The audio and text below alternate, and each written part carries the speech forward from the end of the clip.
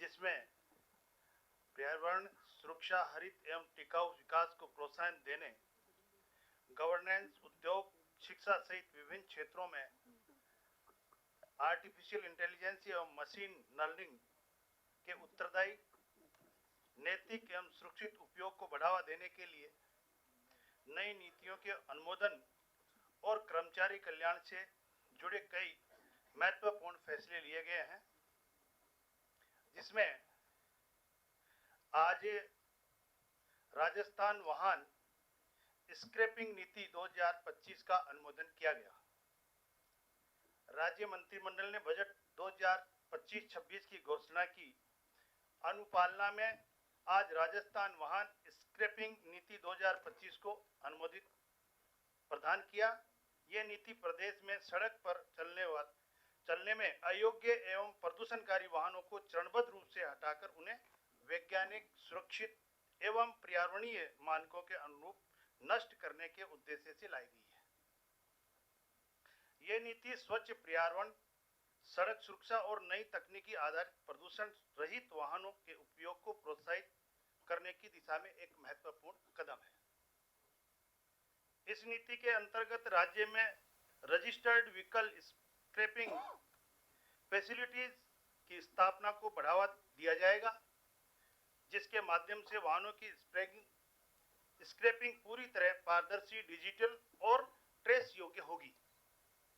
सभी स्क्रैपिंग प्रक्रिया वाहन पोर्टल से एकीकृत होगी, जिसमें स्क्रैप योग्य वाहनों के अनधिकृत उपयोग की संभावनाएं समाप्त होगी।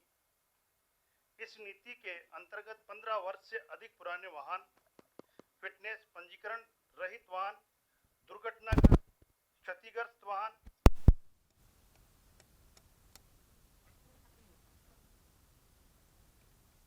रजिस्टर्ड व्हीकल स्क्रैपिंग फैसिलिटी को दिए गए वाहन इस नीति के अंतर्गत स्क्रैप किए जा सकेंगे। अधिकृत स्क्रैप सेंटर से वाहन स्वामी को सर्टिफिकेट ऑफ डिपॉजिट और सर्टिफिकेट ऑफ व्हीकल स्क्रैपिंग जारी किए जाएंगे। साथ ही वाहन पोर्टल पर भी डिजिटली अपलोड किए जाएंगे। सीओडी के आधार पर नए वाहन की खरीद पर मोटर वाहन कर में 50% तक अधिकतम 1 लाख रुपए की छूट का भी उसको लाभ मिल सकेगा।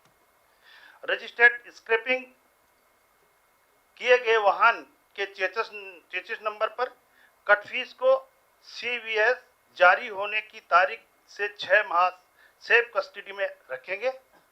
इसके बाद वे इसे अपने क्षेत्र के जिला परिवहन अधिकारी को जमा कराएंगे, जहां इसे 18 माह तक सेफ कस्टडी में रखा जाएगा। राजस्थान वाहन स्क्रैपिंग नीति 2025 के माध्यम से सर्कुलर इकोनॉमी को मजबूती मिलेगी और स्क्रैपिंग से प्राप्त स्टील, एल्यूमिनियम, प्लास्टिक, रबर व अन्य सामग्री को पुनः उपयोग की भी संभव हो सकेगा, जिससे ऑटोमोबाइल, स्टील एवं मैन्युफैक्चरिंग सेक्टर को सस्ती कच्ची सामग्री उपलब्ध हो सकेगी। इससे वाहन जनित प्रदूषण में उल्लेखनीय कमी आएगी। प्रति वाहन 1 या 1.5 टन CO2 उत्सर्जन घटाने में मदद मिलेगी तथा शहरों में पार्किंग की समस्या भी कम होगी। इस नीति में निवेश को आकर्षित करने हेतु पंजीकृत स्क्रैपिंग यूनिट के लिए विशेष प्रोत्साहन दिए जाएंगे, जिसमें प्रारंभिक 20 इकाइयों को पूंजी निवेश पर सब्सिडी, राज्य में छूट, ब्याज अनुदान, स्टाम्प ड्यूटी व विद्युत शुल्क में रियायत शामिल है। साथ ही रिसाइकलिंग एवं स्क्रैपिंग से जुड़े स्टार्टअप को राजस्थान स्टार्टअप पॉलिसी के अंतर्गत समर्थन देने का प्रावधान किया गया है। इससे राज्य में नए उद्योग, रोजगार सृजन और कौशल विकास को बल मिलेगा।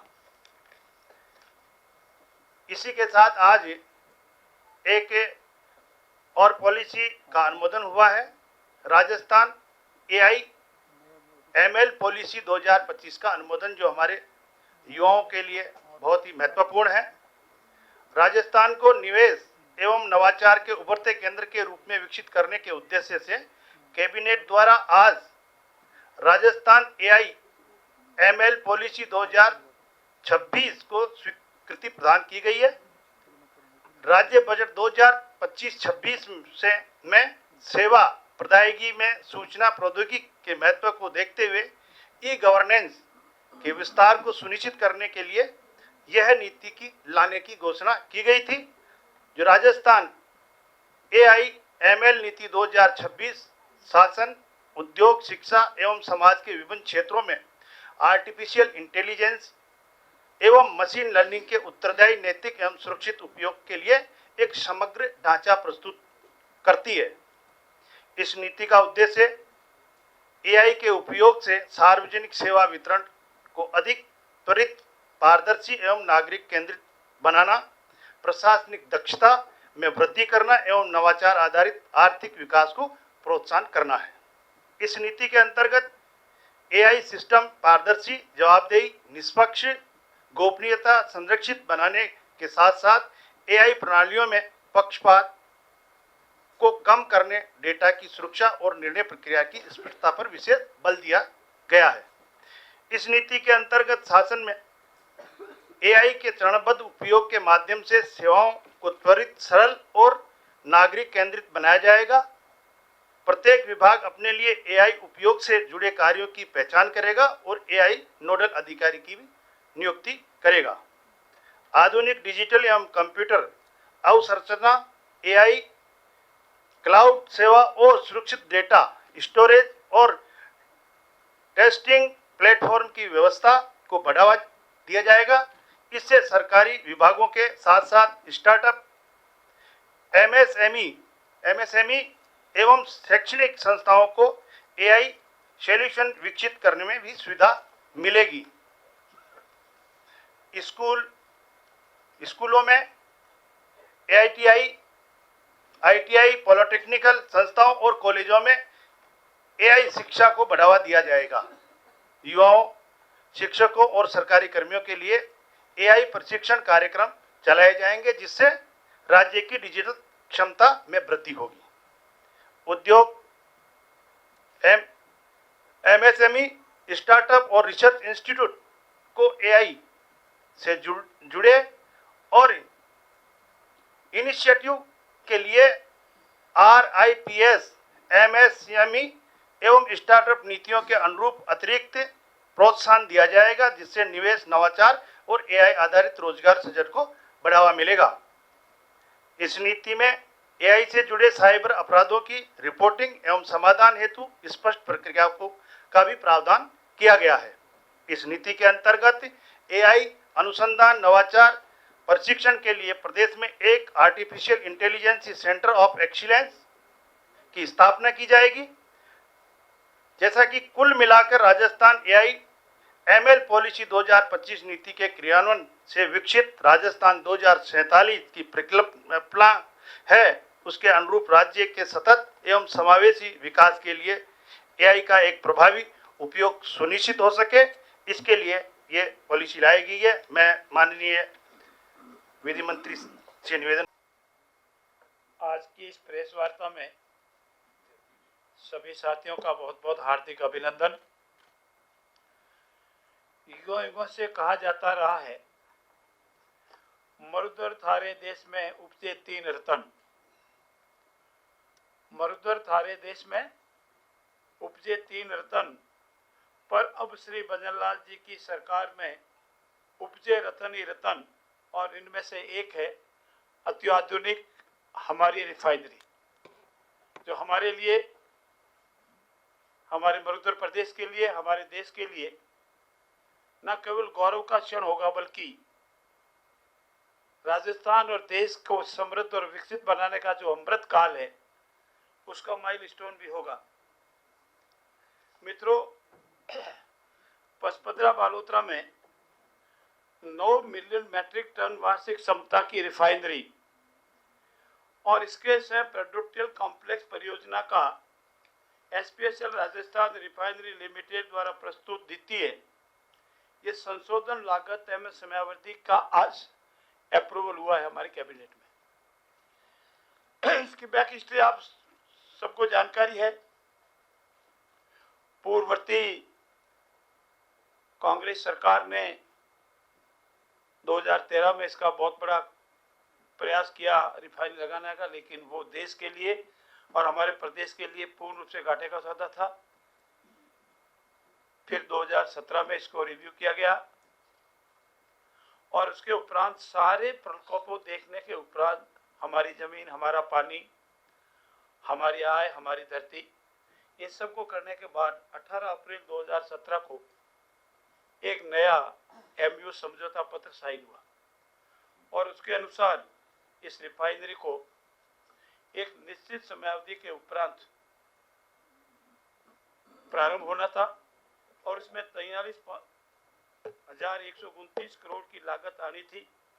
2.1 के ऋण अंशदान पूंजी इक्विटी अनुपात था और 70% हिस्सेदारी कंपनी की थी, 26% हमारी थी और ये कुल 28,753 करोड़ का ऋण और 14,703 की प्रेसिडेंट इक्विटी के साथ 43,129 का ये एमयू होकर के साइन हुआ। इसकी सब आपको जानकारी पूर्व की हिस्ट्री है। इसको पूरा होना था अक्टूबर 2022 में, पर पूरा नहीं हुआ। इसके बाद जून 2023 में तत्कालीन कांग्रेस सरकार ने इसकी समयावधि बढ़ाई और हमारी जो मंत्रिमंडलीय समिति बनी थी 6 मंथ रिव्यू कमेटी ने, उसमें ये जून 2023 में पूर्ववर्ती कांग्रेस सरकार द्वारा जो समयावधि बढ़ाई गई, कॉस्ट बढ़ी, उसका अप्रूवल दिया, उसको अप्रूव किया, उसमें कोई संशोधन या अन्य नहीं किया, एज इट इज रखा। जो द्वितीय संशोधन हेतु प्रस्ताव आए थे उसमें अब जो संशोधन हुआ है उसमें 24 जुलाई 2025 को उन्होंने प्रस्ताव किया रिफाइनरी सेक्शन में एक रिफाइनरी एसयूआर सेक्शन के साथ 1 होगा, एक केमिकल कंप्लीशन की पीरियड तय होगा। तो केमिकल का 31/12/2025 था और कमीशन प्रारंभ हो एसयूआर के बिना होना था, वो जनवरी 2026 में होना था। और पेट्रोकेमिकल सेक्शन जो था दूसरा, उस पेट्रोकेमिकल सेक्शन का कंप्लीशन मार्च 2026 था और commercial product, you mean the commercial product का थर्ड जो पार्ट आता कॉमर्शियल प्रोडक्ट जो रहता है वो जुलाई 2026 में पूरा होना। ये सेकंड अमेंडमेंट कंपनी लेकर के आई, तो इसका परीक्षण करवाया गया और भारत सरकार की एक कंपनी है, उस कंपनी की मार्फत इसका परीक्षण करवाया गया। तो रिफाइनरी में ये जो संशोधन सेकंड अमेंडमेंट जो कंपनी लेकर आई थी, इसको सही माना गया, वाइबल माना गया, स्टेट के हित में माना गया, देश के हित में माना गया और आज इसका अप्रूवल हुआ है। अब रिफाइनरी का जो संशोधन प्रारूप आया है रिफाइनरी सेक्शन में, पहला पार्ट इसका रिफाइनरी सेक्शन, उसका सब पार्ट है रिफाइनरी एसयूआर सेक्शन 1 के साथ केमिकल कंप्लीशन 31 दिसंबर 2025 है, जो बराबर समय पर चल रहा है। दूसरा पार्ट रिफाइनरी सेक्शन में कमीशनिंग प्रारंभ करना एसयूआर के बिना, वो जनवरी 2026 में, वो भी समय पर चल रहा है। और इसका सेकंड पार्ट है पेट्रोकेमिकल सेक्शन, उसमें केमिकल कंप्लीशन का पीरियड जो है वो 31 मार्च 2026 है और कॉमर्शियल प्रोडक्शन जो प्रारंभ करना है वो 1 जुलाई 2026 है। और ये पूर्ण रूप से एग्री होने के आधार पर आज इसका हमने समझ दिया है। और मैंने जो आपने कहा था कि भारत सरकार की कंपनी मैकान लिमिटेड ने इसकी पूरी स्टडी की थी और स्टडी करने के उपरांत 4/12/2025 को राज्य सरकार ने उसको रिपोर्ट दी कि ये जो अमेंडमेंट जो है ये अगर राजस्थान सरकार स्वीकार करती है तो ये राजस्थान सरकार या राजस्थान राज्य के हित में है, इसमें राजस्थान राज्य को कोई लॉस नहीं है। और इस जांच रिपोर्ट को 5/12/2025 को प्रस्तुत करने के उपरांत लागत वृद्धि को, क्योंकि लागत वृद्धि हो रही थी तो अनेक तरह के मन में प्रश्न आ सकते हैं कि लागत वृद्धि हुई तो फिर नुकसान होगा, तो उन्होंने कहा है कि लागत वृद्धि जो हुई है वो उचित माना है और रिफाइनरी कार्य में जो विलंब हुआ है उसका एसआरएलएम द्वारा वित्तीय संशोधित लागत मूल्य प्रस्ताव प्रस्तुत किया गया और उसको इंटरेस्ट ड्यूरिंग कंस्ट्रक्शन हुआ, इसको आईडीसी बोलते हैं। ये कंस्ट्रक्शन जो लागत बढ़ी है वो ड्यूरिंग द कंस्ट्रक्शन पीरियड में बढ़ी है और उस कंपनी ने इसको भारत सरकार के उपक्रम में सही माना। और इंटरेस्ट ड्यूरिंग कंस्ट्रक्शन के कारण इक्विटी पेटे भुगतान हेतु सरकार की इक्विटी राशि 6,321 करोड़ से बढ़कर रुपए 6,886 करोड़, कुल वृद्धि 565 करोड़ हो जाएगी। और प्रशासनिक विभाग ने भी ये माना कि अनुशासित रिफाइनरी परियोजना द्वारा ये जो हम अलाउ कर रहे हैं, इससे अतिरिक्त राशि का जो 565 करोड़ का मैकेनिकल कंप्लीशन समयावधि की वृद्धि की शर्त प्रदान की गई है वो पूर्व अनुमान यथावत बनी रहेगी। और अब जो बेनिफिट जो हमारा होने वाला है, जो पूरा होने वाला है शॉर्ट में, ये संशोधित परियोजना की लागत अब पहले कांग्रेस के राज में बढ़ गई थी, जिसको हमारी कमेटी ने अप्रूव किया, 72,937 करोड़ रुपए हो गया है। और इसमें 6,500 करोड़ रुपए की वृद्धि के साथ कुल 79,457 करीब हो गया। आयु मान के चले करीब 80 करोड़ के आसपास का है। 79,459 ये करोड़ एक्चुअल लागत कॉस्ट अब बढ़ करके हुई है, जो आज कैबिनेट के जो उनका जो प्रस्ताव था कैबिनेट ने उसको अप्रूव किया। दूसरा, परियोजना की संशोधित इक्विटी राशि जो रुपए 24,312 करोड़ से बढ़कर 26,886 करोड़ हो गई है। और तीसरा, परियोजना का संशोधित ऋण 48,625 करोड़ से बढ़कर 52,900 करोड़ रुपए हो गया है।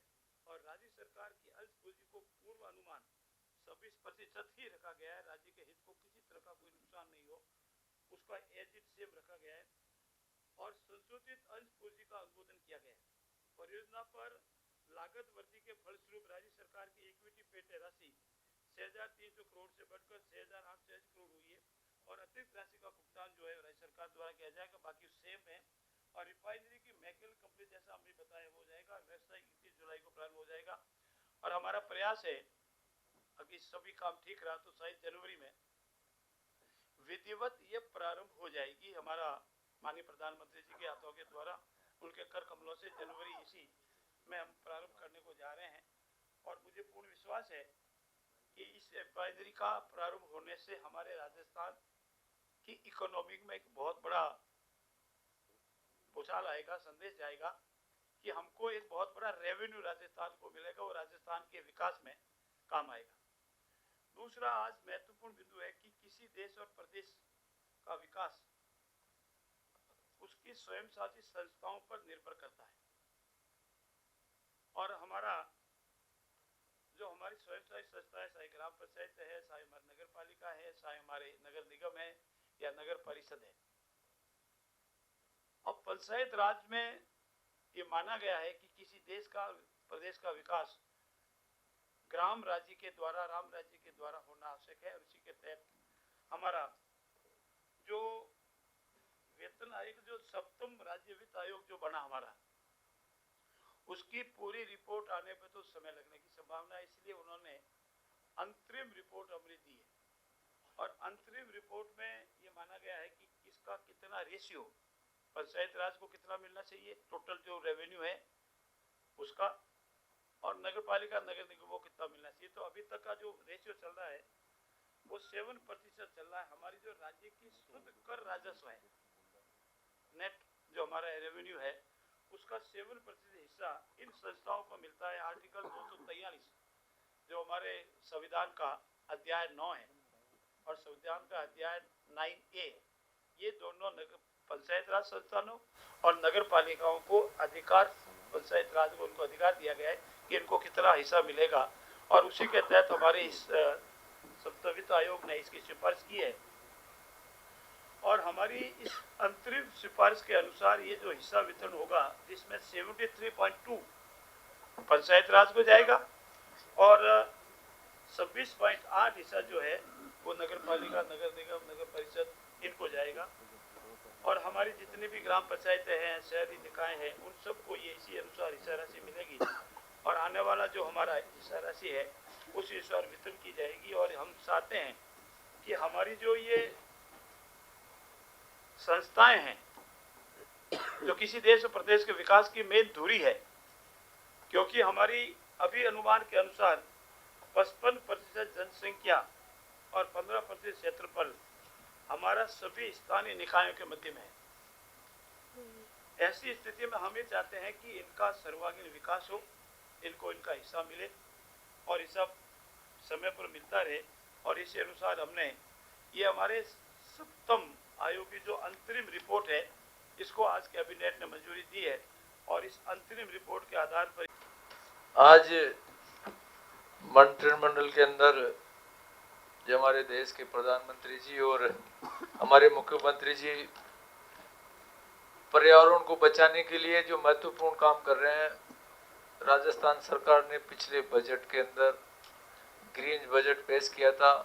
उसी के तहत जितनी भी हमारी नगर पालिकाएं, नगर निगम, नगर परिषदों के अंदर कोई भी इन्वेस्टर ऐसे प्रोजेक्ट लगाए जो कार्बन उत्सर्जन कम से कम करे, ग्रीन एनर्जी से चले, ऐसों के लिए एक पॉलिसी लेके आए हैं। उसका आज मंत्रिमंडल में अनुमोदन हुआ। इसका मुख्य उद्देश्य है कि हमारा पर्यावरण सुधरे, लोगों को जो शहरों के अंदर जो लोग छोड़ के आजकल गांवों के अंदर जा रहे हैं, शहरों की स्थिति जिस तरह से अभी दिल्ली की बात करें, किस तरह से पोल्यूशन बढ़ रहा है, इसके लिए ये सब चीजें इसके अंतर्गत जितने भी कोई, चाहे हमारे एजुकेशन का वो हॉस्पिटल हो, कोई दूसरी इंडस्ट्री हो, जिसमें अंतर्गत उद्यमों एवं शहरी स्थानीय निकायों में नवीनीकरण ऊर्जा दक्षता, अपशिष्ट प्रबंधन, जो भी हमारा वेस्टेज आता है उसका प्रबंधन वो करे, जल संरक्षण का कोई ऐसे काम करे, वायु प्रदूषण को नियंत्रण करे, sustainable building and infrastructure, sustainable agriculture को ऐसा उसके अंदर हो पर्यावरण अनुकूल क्षेत्रों में कार्य प्रयुक्त करने के लिए किया जाएगा। ऐसे संस्थानों के लिए आज मंत्रिमंडल के अंदर जिस तरह से हमारे रिप्स 2024 के अंतर्गत जो ग्रीन इंसेंटिव देते हैं, उसी के तहत अतिरिक्त उनके पर्यावरण संबंधी योगदान के लिए ग्रीन क्रेडिट वाउचर जारी किए जाएंगे। इसलिए ग्रीन वाउचर 1 करोड़ रुपए तक के हरित निवेश पर 5%, 10 करोड़ रुपए से अधिक के निवेश पर 10% या मैक्सिमम 2.5 करोड़ रुपए के उसको मूल्य के होंगे। इससे आने वाले समय के अंदर जो पोल्यूशन पे कंट्रोल होगा, एक मुख्य काम आज हमारी इसमें लिया। इसके साथ साथ ऐसी सेवाएं हैं जिनके अंदर कई त्रुटियां थी, जिसके अंदर आज मंत्रिमंडल के अंदर लिया गया। राजस्थान राजस्व लेखा सेवा नियम 2025, इसमें राजस्थान राजस्व का लेखा सेवा नियम 2025 के प्रारूप को आज मंत्रिमंडल द्वारा जो मंजूरी दी गई, इसमें राजस्थान सेवा अधीनस्थ सेवा संवर्ग के पुनर्गठन के उपरांत सेवा नियम बनाया जाना आवश्यकता। नवीन सेवा नियम के लागू होने से राजस्व लेखा संवर्ग के तहसील राजस्व लेखाकार के पद पर भर्ती होने वाले कार्मिकों को राजस्व सेवा लेखा अधिकारी ग्रेड 2, सहायक राजस्व लेखा अधिकारी ग्रेड 1 के अधीनस्थ सेवा के पदों एवं राजस्व लेखाधिकारी के पद पर राज्य सेवा में पदोन्नति के समुचित अवसर अनुभव एवं पात्रता अनुसार क्रमबद्ध रूप से प्राप्त हो सकेंगे। ये राजस्थान राज्य लेखा सेवा के लिए ये किया। दूसरा, राजस्थान विधानसभा सचिवालय भर्ती के नियमों में 1992 को संशोधन किए हैं। पहले विधानसभा के अंदर जो भी मार्शल या अतिरिक्त मार्शल का जो भी उप मार्शल की जो भी भर्ती होती थी राजस्थान पुलिस से होती थी। अब सैन्य अर्धसैनिक बलों के अधिकारियों की प्रतिनियुक्ति स्थान तथा विशेष चयन के माध्यम से भी भरा जा सकेगा। ये भी आज हमने संशोधन किया। इसके साथ साथ स्पेशल सिक्योरिटी विंग के कार्मिकों के विशेष भत्ते में वृद्धि। कोई भी इंटेलिजेंस के हो, एसओजी के हो, या जो भी अंडरग्राउंड कोई हमारी सुरक्षा के लिए जो वर्कर जो काम करते हैं, पुलिस के जो काम करते हैं, दूसरे राज्यों के अंदर उनको 25% एक्स्ट्रा मूल वेतन का पैसा दिया जाता था। यहाँ राजस्थान के अंदर 2012 के में नियम था 15% ही हम यहाँ देते थे। उसको संशोधन करते आज मंत्रिमंडल में उसका अनुमोदन किया गया कि आने वाले समय में उनको 25% दूसरे राज्यों की तरह दिया, जिससे उनका मनोबल बना रहे। ये आज महत्वपूर्ण 3-4 निर्णय किए। कोई अगर सवाल हो